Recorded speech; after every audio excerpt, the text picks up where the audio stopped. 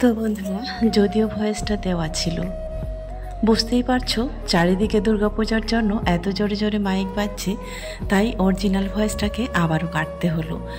ভেবেছিলাম আজকের ভয়েসটা হয়তো থাকবে, একটু পরে দেখছি যে না, দূর থেকে যে মাইকের আওয়াজটা সেটা কিন্তু পুরোটাই ভেসে আসছে, তাই আবারও কেটে দিলাম। তো চলো, এখন হচ্ছে মোটামুটি 12:30 মতো বাজে। যাই হোক, টাইমটা আর মনে পড়ছে না। মোটামুটি স্নান টান সব কিছু কমপ্লিট হয়ে গিয়েছে। তো এই দুদিন ধরে আর তোমাদেরকে রান্না বান্না এত সব কিছুই দেখাচ্ছি না। কারণ কি বলো তো, আমি এই যে একটা কথা বলছি, আমরা যেই ফ্ল্যাটে থাকি সেই ফ্ল্যাটে মোটামুটি 6টা ভাড়াটিয়া থাকে আর নিচে থাকে মালিক। সবাই চলে গিয়েছে, পুরো বাড়ি ফাঁকা। তো আমরা এখন একাই আছি, আর কেউ নেই। তো চলো, যেই কথাটা বলতে চেয়েছিলাম একটু পরে আসছি। চলো আগে রান্না বান্নার কাছে। স্নান করে টুক করে একটু নিচে নেমেছিলাম, ভেবেছিলাম শাক নিয়ে আসবো, কিন্তু শাক আনতে গিয়ে দেখলাম যে ওখানে একটু কচু হয়েছে। তারপরে ভাবলাম একটা মাছের মাথা কেনা আছে, কালকেরে ছিল কেনা। তো ভাবলাম যেহেতু কচুটা এখানে হুট করে পেয়ে গেলাম, তাহলে ওই কচু শাক দিয়ে আর আজকে ওই মাছের মাথাটা দিয়ে একটা ঘন্ট করব।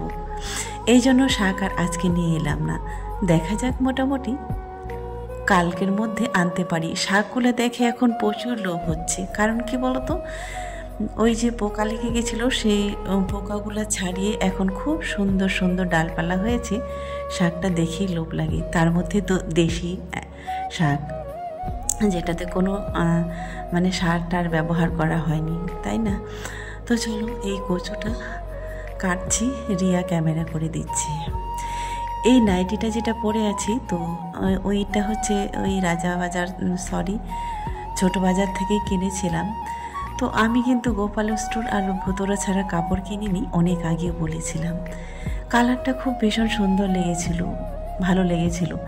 তারপরে বাড়িতে এসে প্রথম দিন থেকেই যখন কাচ্ছি, তখন দেখছি যে মানে কি বলতো, রঙটা উঠে যাচ্ছে, কালারটা জানি না সাদা হয়ে যাবে কি না, তবে কালারটা বেশ ভালোই লেগেছিল। তো যাই হোক, যদি ঠকে যাই এবারের মতো বোঝা যাবে। না ঠকলে তো মানুষ আর শিখে না, তাই না? একটাই তো আর দিন যাবে না, সেটাও আবার ভাবছি ঠকে যাওয়ার পরে দেখা যাবে। তো সেদিন হচ্ছে তাড়াহুড়ো করে গেলাম, আর প্রতিটা দোকানেই ভিড় ছিল, আর আমার পড়ার মতোও ছিল না, তাই হুট করে এটাই নিয়ে চলে এলাম। তবে দেখি কটা দিন যায়। তো চলো, মাছের মাথাটা আগে ভাজা হয়ে গেছে। এই রান্নাবান্না তোমাদেরকে আর দেখাচ্ছে না কটা দিন। এত মাইকের চারিদিক থেকে আওয়াজ, সেই অরিজিনাল ভয়েস তো রাখতেই পারবো না, আর এই মাইকের জন্য আর ক্যামেরাও অন করিনি। তো একটু করে করছি, তারপরেও না করলেও নয়, যেহেতু আমরা ভিডিও দিতে তো হবেই, তাই না? এটাই যেহেতু আমার পেশা, তাই কোনো রকমে ফাঁকে একটু আধটু করতেই হচ্ছে। এই তো এখন ভয়েসটা দিতে বসেছিলাম, মাইকটা বন্ধ হয়েছিল, কিন্তু মিনিট হলো বলো তো? 10 মিনিটও হয়নি। তারপরে আবারও মাইকের আওয়াজ চালু হয়ে গেল। তো চলো, রান্না বান্না মোটামুটি কমপ্লিট, খাওয়া দাওয়াও কমপ্লিট, সমস্ত কিছু। আর খাওয়া দাওয়া আর কি দেখাবো, হলো তো সেই একই রান্না।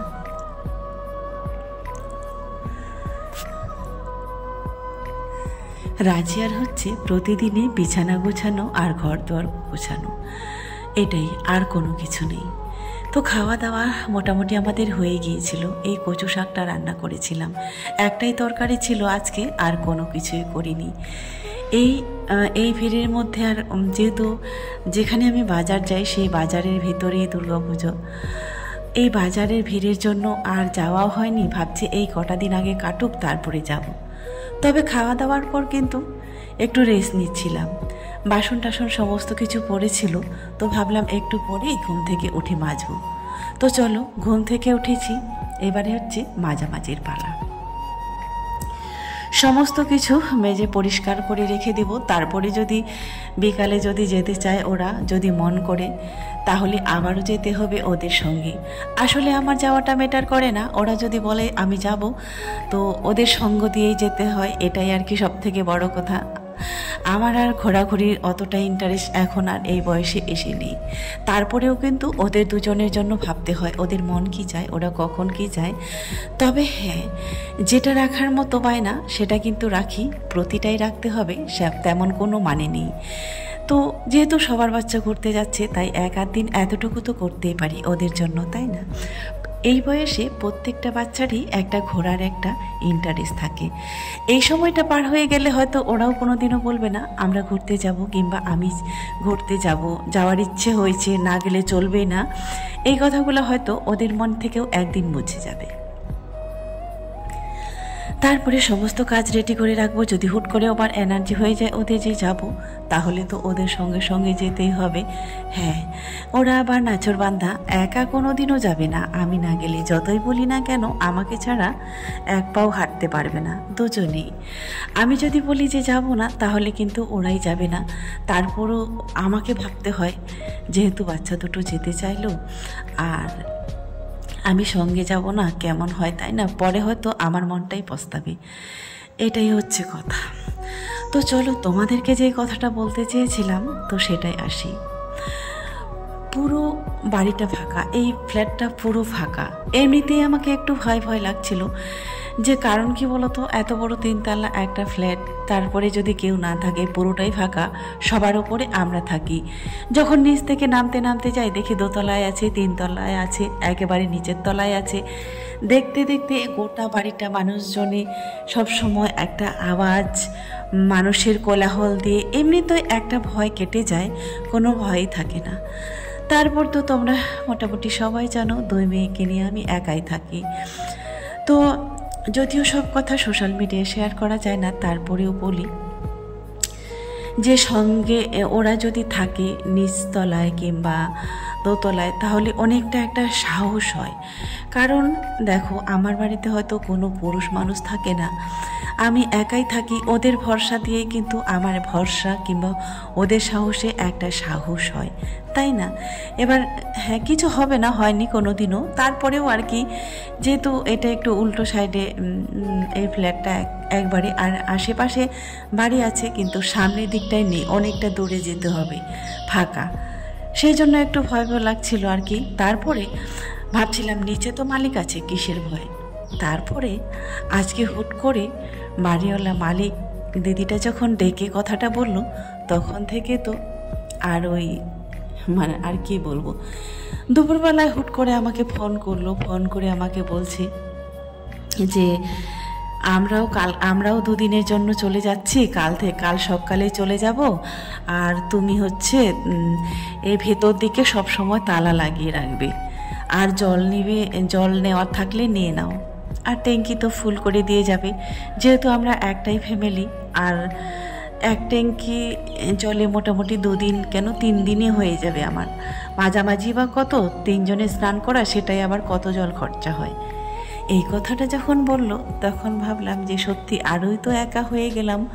2 দিন মানে আমার কাছে অনেকগুলো দিন। 2 দিনে যদিও ঘরের মধ্যে যখন দরজা লাগিয়ে থাকি, মনে হয় না একা আছি কিংবা কেউ আছে কিংবা নেই।